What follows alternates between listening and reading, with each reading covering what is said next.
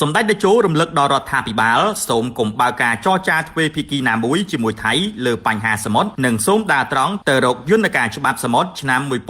1982តែម្ដងបើតាមប្រសាសន៍របស់សម្ដេចតេជោហ៊ុនសែនប្រធានព្រឹទ្ធសភាកម្ពុជានៅថ្ងៃនេះបានបញ្ជាក់ថាកាលពីថ្ងៃម្សិលមិញ11ឧសភាឆ្នាំ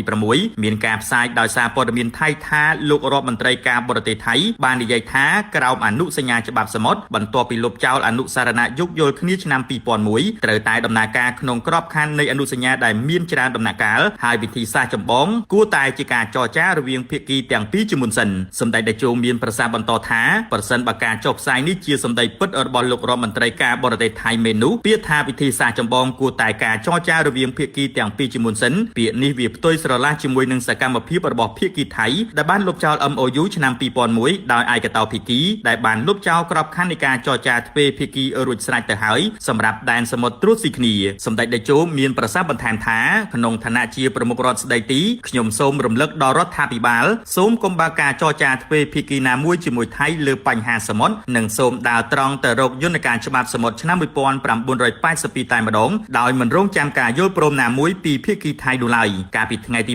6ខែឧសភាឆ្នាំ